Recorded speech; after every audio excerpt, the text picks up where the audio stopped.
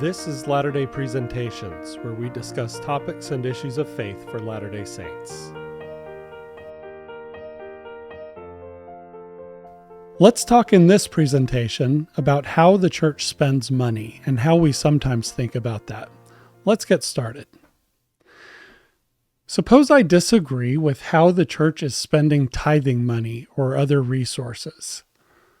What is my thought process around spending church resources? And is my thought process better than that of the church? Let's explore this. Among everybody who has taken the time to really study the church's management of resources, there's unanimous agreement that the church's portfolio is one of the best managed portfolios of resources in the entire world. The church has a lot of resources, and it has different kinds of resources like tithing funds, non-tithing funds, real estate, agricultural properties, etc. The church's resources are intended for fulfillment of the church's mission among humanity. And note, we don't have a lot of specific data about the church's internal processes around project approvals and other kinds of spending, but we do have some important data points. We have a clearly stated purpose of the church in the Church Handbook of Instructions, and that's in section 1.3. We also have various descriptions of council operations in the church.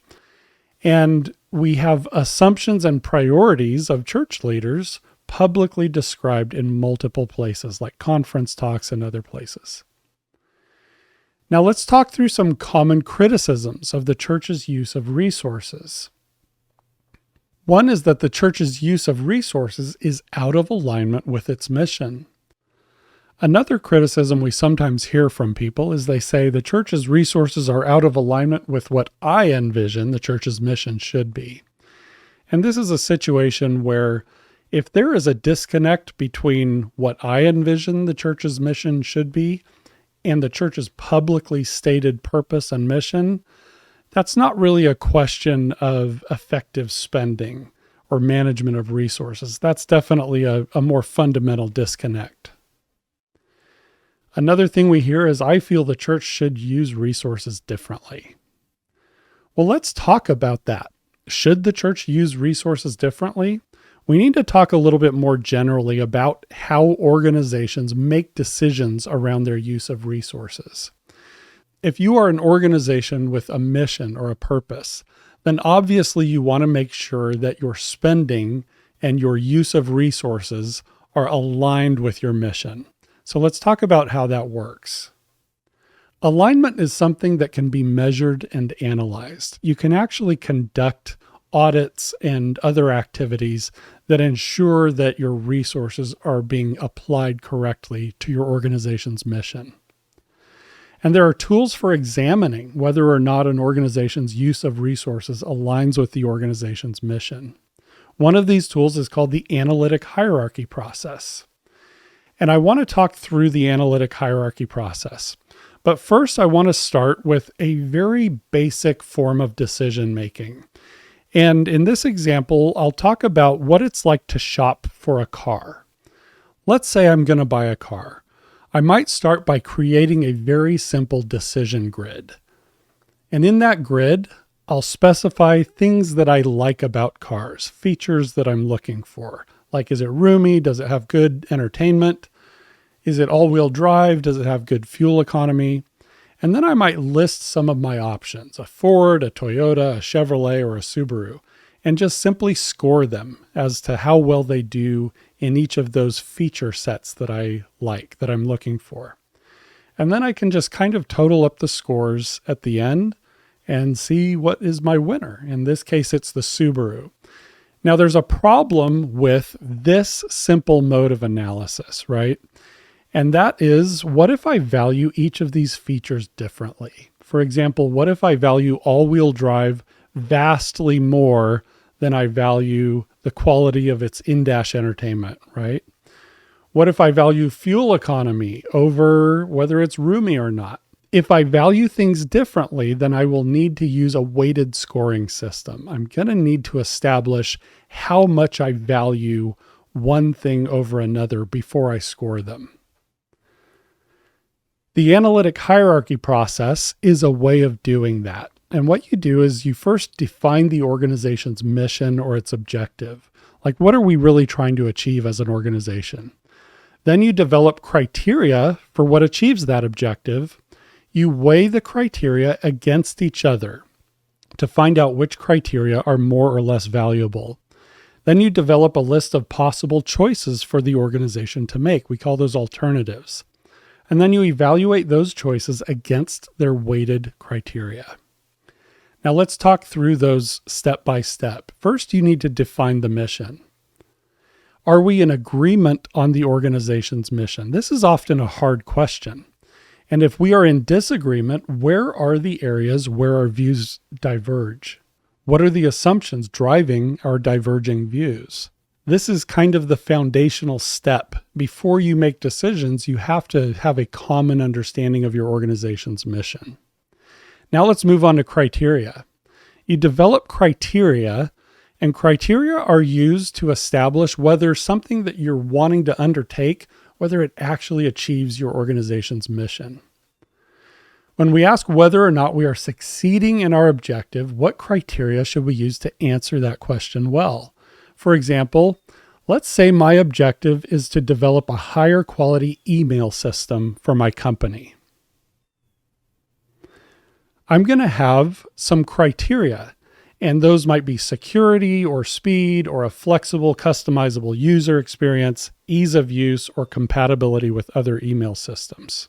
As we list our criteria, we need to ask some questions. Do we agree on our criteria? And do we agree that these are good measures of higher quality? Remember, the goal is to develop a higher quality email system. Well, do each of these criteria really contribute to a higher quality email system? Now we need to weigh the criteria: security, speed, flexible, customizable user experience, ease of use, or compatibility with other systems. When we have to choose between these criteria, what do we choose? Do we consider some criteria better measures of quality than other criteria? Why or why not? Now let's talk about how we do this process of weighing criteria. You can see here I have a user interface, and there's kind of sliding scales of bubbles, and each of those has a numerical value. So if I want to weigh my criteria, what I'm going to do is I'm going to look at them and compare them with each other, and I'm going to assign a numerical value. And that numerical value is going to tell how much more strongly I feel about one criterion versus another. Like in this case, I assigned a value of 7 to security over speed. I value it that much more than speed, right? Down at the bottom, I value a flexible, customizable user experience at a level of 8 over speed on the other side. And for weighing my criteria, I'm going to go through all of my criteria and actually score them against each other. And the output of that is going to be a numerical score. This is going to show me how much I value one criterion over another. And the final score tells me that I value security more than all of the other ones. Security, far and away, is the thing that I value the most in my higher quality email system.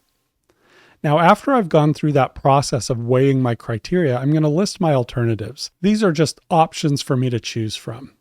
So in this case, my alternatives for an email system would be to build a new email system from scratch, or buy a new email system, or modify my current email system. And then I go through this process of scoring each of those options against my weighted criteria. And at the end, the tool is going to show me, based on how much I value those criteria and how I scored each of my options, my alternatives, it's going to give me a winner. And in this case, it's to build a new email system from scratch. Now, why am I showing the analytic hierarchy process? This process is commonly used by large organizations like the church.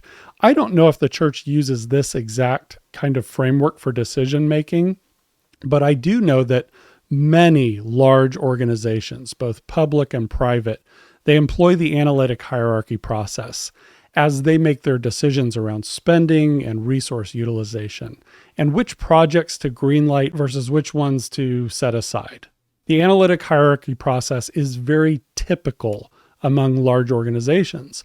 So if you can become familiar with its basic principles, you can kind of see how organizations like the church make a lot of their decisions around spending.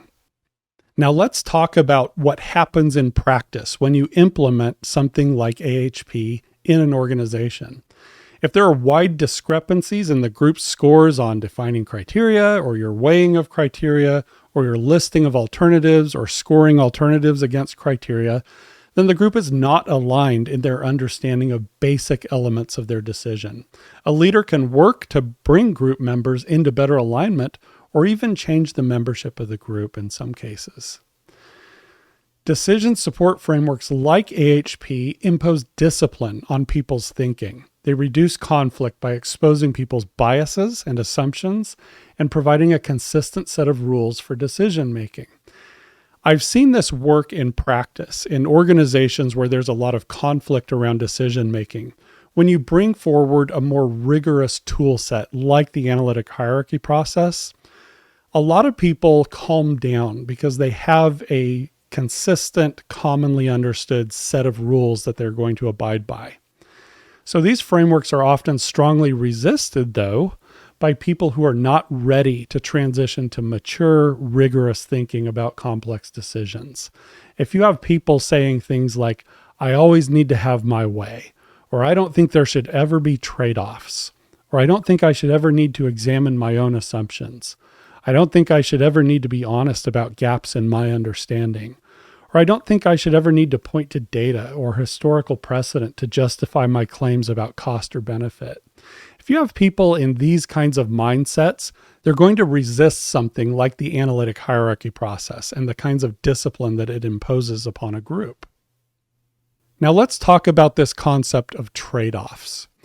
I recently spent some time with an organization in my area that serves over 100,000 needy families that are food insecure. And this organization finds ways to get food to people through partner organizations and sometimes through direct deliveries. And again, it's over 100,000 people in my area. And the church is a strong supporter of this organization. So in my church calling, I actually went and talked with them about things that the church is doing to help them achieve their mission. And I learned a lot. So a humanitarian organization like a food bank has decisions to make about how to use their monetary donations. Like, what do we do with a $200,000 donation, for example? They're going to have choices to make. Do they hire an operations manager? Do they hire a partner relations staffer? Do they expand warehouse space? Do they buy a fleet of vehicles? Do they convert warehouse area to freezer space or make risk mitigation purchases? What do you do? Well, that depends on what they most need to accomplish in their mission. And this speaks to criteria, right? Do you need more storage capacity? Do you need improved logistics or better partnerships, more staff, more food, new office space, financial stability, supply stability, or operational sustainability? Those are needs that can form criteria for the decision-making of an organization like this. Now, in this particular situation, this organization hired an executive in the community. And when you think about the cost of doing that, some people might actually bristle at that decision. Like, why wouldn't they actually just purchase more food to give to people in the community rather than hiring an executive? Well, this person turned out to be very effective in improving the efficiency of the organization. So over time, implementing some changes in how they handle things and how they categorize things and organize things, it enabled this organization to vastly improve their ability to deliver food all around. And that was a function of hiring this particular executive. Again, with decisions like this, there are trade-offs, and some people might criticize decisions like this if they don't have an understanding of what the benefits would be. So let's talk about church finances. Before you criticize the ways that the church uses money, I recommend doing an exercise that shows you why the church makes its decisions versus decisions that you would make. What is the church's stated purpose? What are the church's underlying assumptions, and what are yours? What criteria does the church employ and why? What criteria do you employ and why? What alternatives does the church have available to consider? What alternatives would you consider? What is the reasoning behind both sets of alternatives? What information is the church looking at in its decisions? Are you looking at the same information? Why or why not? And finally, do you have a clear picture of SWOT? And SWOT means strengths, weaknesses, opportunities, and threats for the church. Let's talk a little bit more about SWOT analysis. And to begin, we need to go back to the church's stated purpose, and that's in the Church Handbook of Instructions, section 1.3. And there we find the purpose of the church laid out. Jesus Christ established his church to enable individuals and families to do the work of salvation and exaltation. To help accomplish this divine purpose, the church and its leaders provide priesthood authority and keys, covenants and ordinances, prophetic direction, scriptures, gospel learning and teaching support, and service and leadership opportunities, and a community of saints. This is the church's stated purpose.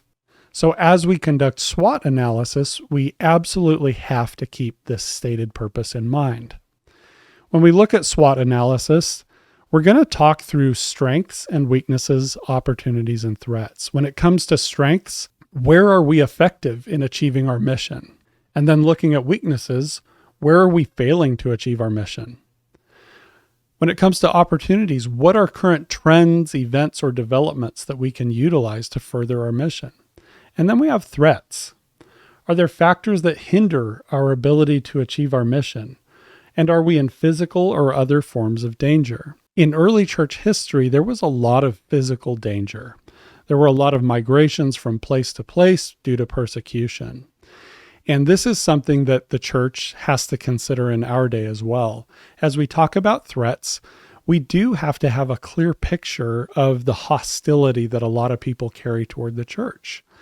That is very important. And if we're blind to that possibility, then obviously we're not going to be on the same page as church leaders who have a deep awareness of hostility toward the church and some people's evil intentions toward the church.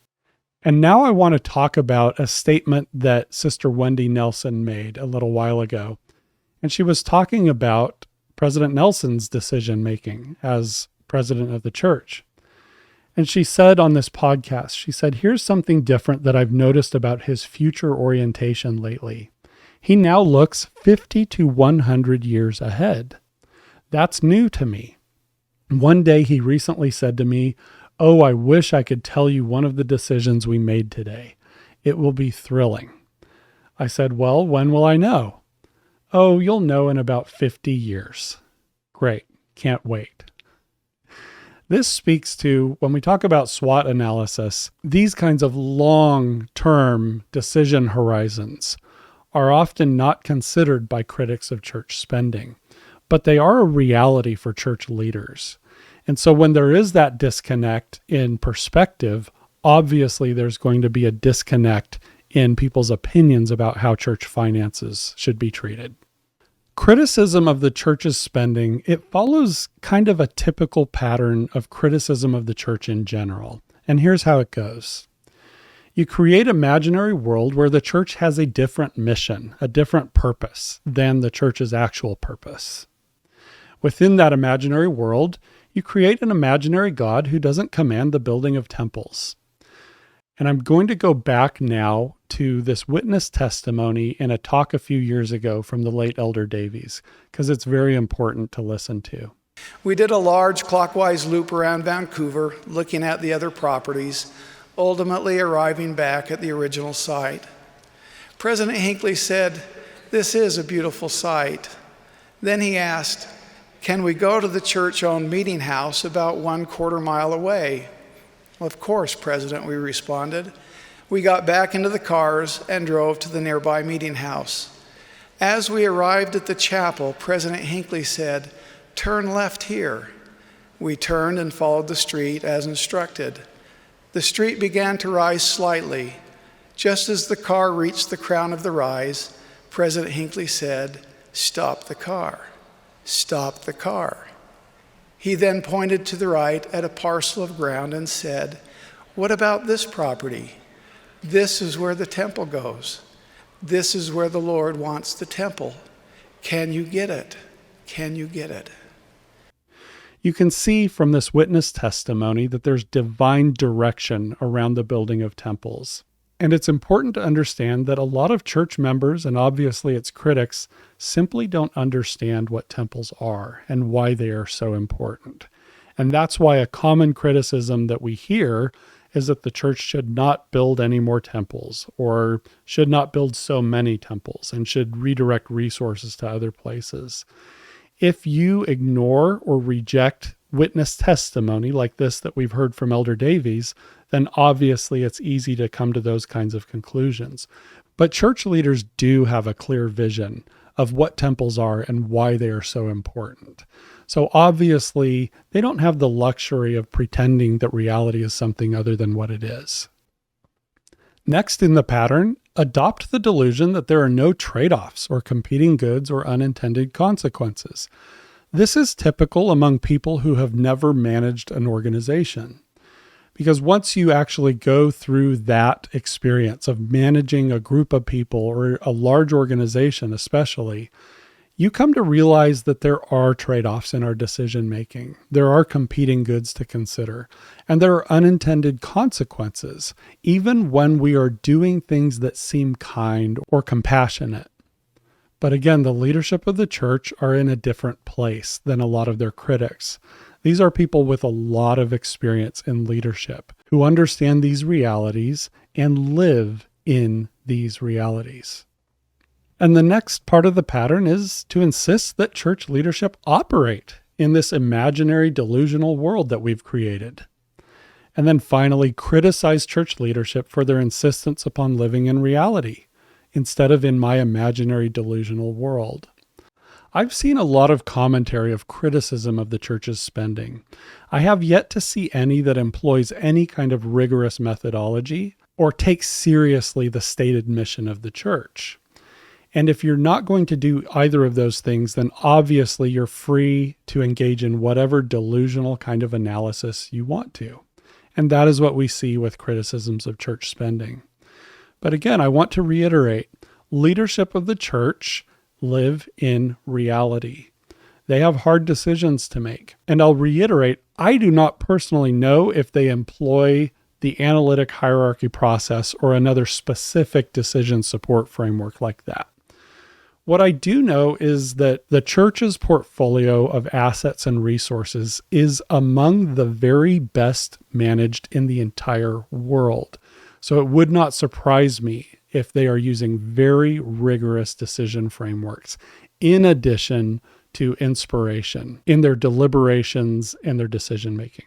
Anyway, I hope this has been a useful discussion, and I recommend that if you've not tried it before, try making a decision with a little more rigorous framework like the analytic hierarchy process. It's eye-opening, and it kind of slows down our tendency to criticize people who have to make complex decisions that are very grounded in reality. Thank you for joining me today. This has been an episode of Latter-day Presentations. We would like to remind viewers that our channel represents our own views and not necessarily any official positions of the Church of Jesus Christ of Latter-day Saints. We hope this presentation has been informative. Our notes for this show are at Nauvoo Neighbor, and the link can be found in the show description. Also in the show description, we have a link to provide feedback. If you would like to suggest a topic for discussion, or if you would like to contribute a presentation on a topic of interest to you, let us know. Thanks again for joining us.